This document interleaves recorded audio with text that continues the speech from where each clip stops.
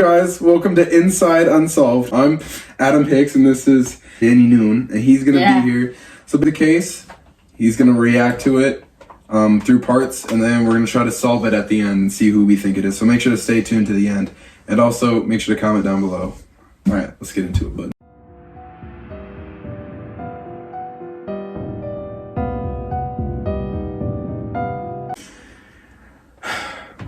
So, let's get into the events. On Tuesday, September 20, 1988, Calico left her home at about 9:30 a.m. to go on her daily bike ride along New Mexico State Road 47. She rode that route almost every morning and was sometimes accompanied by her mother, Patty Doyle. However, strangely enough, Doyle stopped riding with Calico after she felt that she had been stalked by a motorist. She advised her daughter to think about carrying a mace, but Calico rejected the idea. On the morning of Calico's disappearance, she had told Doyle to come and get her if she was not home by noon, as she had plans to play tennis with her boyfriend at 12:30. When her daughter did not return, Doyle went searching for her along Calico's usual bike route but could not find her. She then contacted the police. Pieces of Calico's Sony Walkman and cassette tape were later discovered along the road. What's your insight on this so far? Maybe she was pulled into a white van or something. I don't know. I mean, it is a disappearance, so this is definitely the most famous disappearance in America right now. This is I searched up top 10, and this is number 2 of all time. Other than the Zodiac Killer, obviously. Anyways, let's get into it. Doyle believed that she might have dropped them in an attempt to mark her trail, so the cassette tape and the Sony Walkman. On the day of the disappearance, several people saw Calico riding her bike, and no one witnessed her presumed abduction. The bike that Calico was riding has never been found. So someone probably covered the tracks. Yeah, good detective work there. Maybe the bike just disappeared or grew legs and walked away. But yeah, so far it seems like a normal abduction. But at the end of this, you're gonna be pissed off because this is definitely gonna be the hardest one we solved in our first case. All right. While no one saw her abduction, several witnesses observed a light-colored pickup truck, possibly a 1953 Ford with a camper shell, followed closely behind her. On June 15th, 1989, 9 months later, a Polaroid photo of an unidentified young woman and a boy, both gagged with black duct tape and seemingly bound, was discovered in the parking lot of a convenience store in Port St. Joe, Florida. The woman who found the photo said it was in a parking space where a white windowless Toyota cargo van had been parked. She arrived at the store that the van was being driven by a man with a mustache who appeared to be in his 30s. Police set up roadblocks to intercept the vehicle, but the man has never been identified. According to Polaroid officials, the picture had been taken after May 1988 because the particular film using the photograph was not available until then. So wait, What? she was abducted in 1988, but the photo was taken. Yeah, she's been missing for 9 months. And then, so there was this, I'll show you the picture, but there was this picture taken with a boy and her duct tape. It should be up there. And So someone tried to send a ransom note or something? Not a ransom note. It was just a Polaroid photo found on the ground. Must have dropped it on their way there. The photo was broadcast on A Current Affair in July. And Doyle was contacted by friends who had seen the show and thought the woman resembled Calico. Relatives of Michael Henley, also from New Mexico, who had disappeared in April 1988, saw the episode and said that they believed he was the boy in the photo. Doyle and Henley's parents both met with investigators and examined the Polaroid. Doyle said that she was, quote, convinced, end quote, it was Calico. She also noted that a scar on the woman's leg was identical to the one that Calico had received in a car accident. In addition, a paper copy of V.C. Andrews' My Sweet Audrina, said to be one of Calico's favorite books, can be seen lying next to the woman. Scotland Yard analyzed the photo and concluded that the woman was Calico, but a second analysis by the Los Alamos National Library disagreed. An FBI analysis of the photo was inconclusive. See, now while I'm reading this, though, is how did the FBI conclude this? And then out of nowhere, this bullshit Los Alamos National Laboratory just comes and says, oh yeah, that's not it. It's a national laboratory. Or laboratory, whatever the hell it is. I feel like the FBI would have more contacts into that than a Los Alamos. Where the hell even is Los Alamos? Well, it makes sense that it'd be her just because it's her favorite book in there. Yeah. And she's been missing, and it looks like her, has the same scar as her, so it's obviously her. Yeah. And also the parents said that the boy next to him was Michael Henley, who also went missing in 1988. So, I mean, we could have a double take from this one guy in a mustache that's way out of van so far.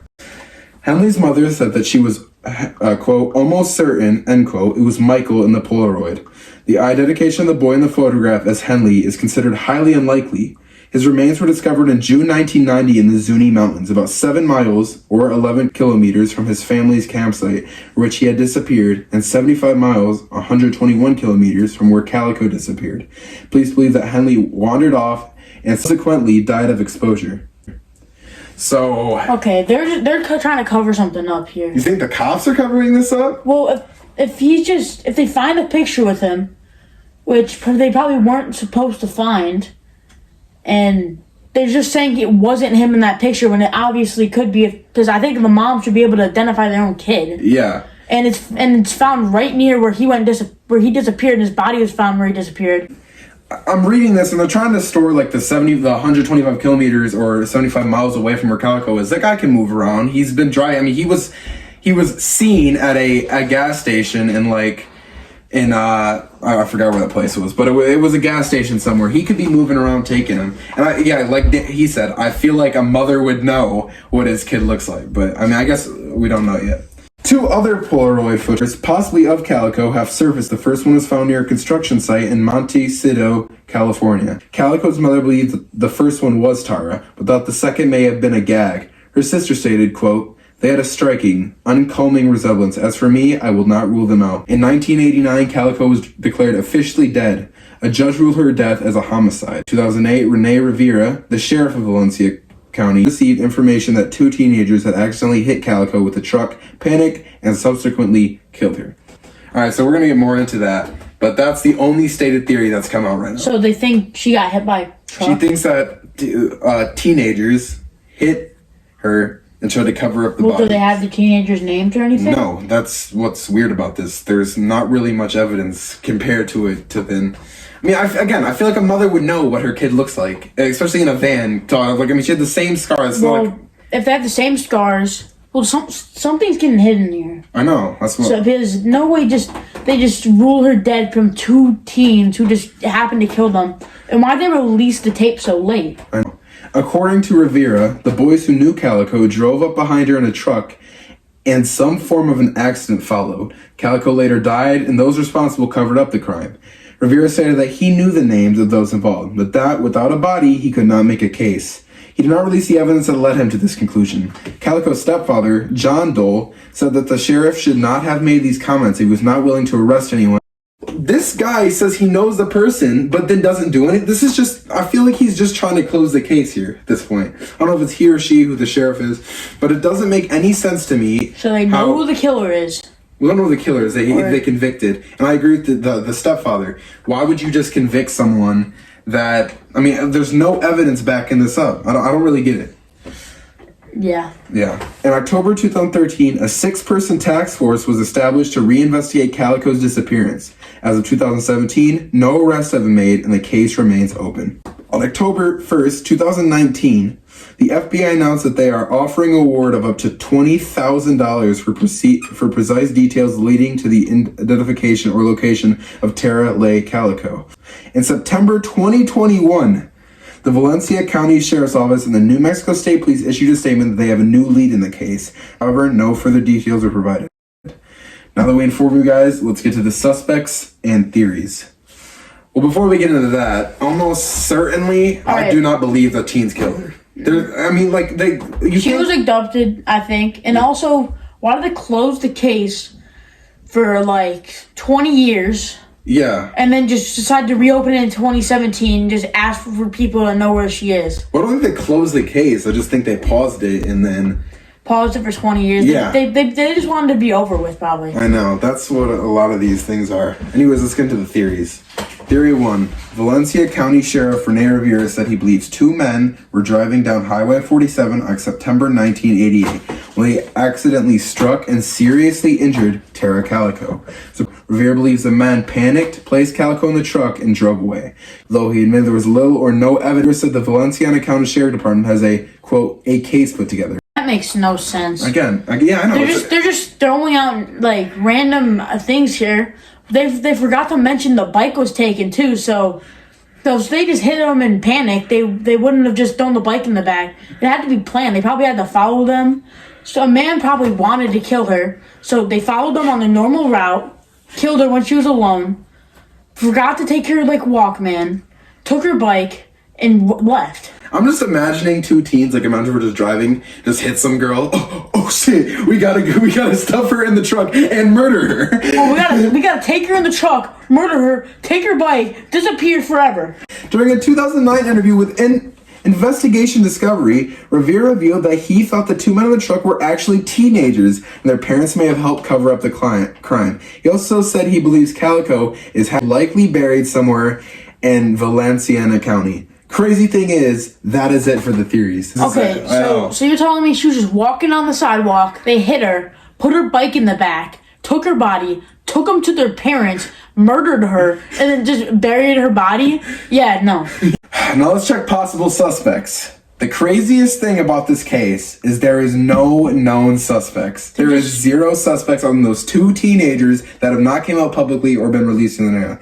The only lead is a Toyota cargo van and a man with a mustache, and that is it. So why do they think it's teenagers? Exactly, that's what I'm saying. I don't. This whole thing. There's no evidence of teenagers at all, but they just think it's teenagers because they're just having fun. No, it had to be planned. The guy with a creepy mustache picked him up in the car. They hit him, put the bike in the back, went to some gas station, dropped a picture of him torturing the boy and her. So it's obviously that guy took them, murdered them. Because why would 2 teenagers just have a picture of both of them just tied up? Yeah. In no way just some random lost something place just decide, oh yeah, no, it's not them because we said so. Alright, so now let's go into the part where we talk about what we think happened. Because I don't believe teenage boys happened. If I could put it down in the most simple way possible, is I believe that she was abducted, and she's either still missing, or she is dead somewhere else. The only lead is a dude with a mustache in the 1980s. That could be millions of people. Alright, I'm thinking the same. I just think they abducted her, saw some kid walking along, took him too, took the pictures in his basement or something. Took the pictures, he dropped out of his car on accident somehow. So yeah, some teenagers just tortured them in their basement, took pictures for some reason.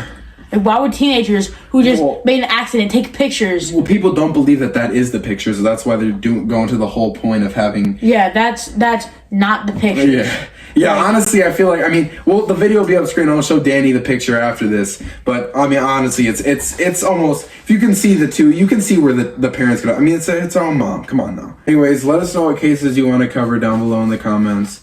That's it for this video. Thank you so much for watching. We'll see you guys later.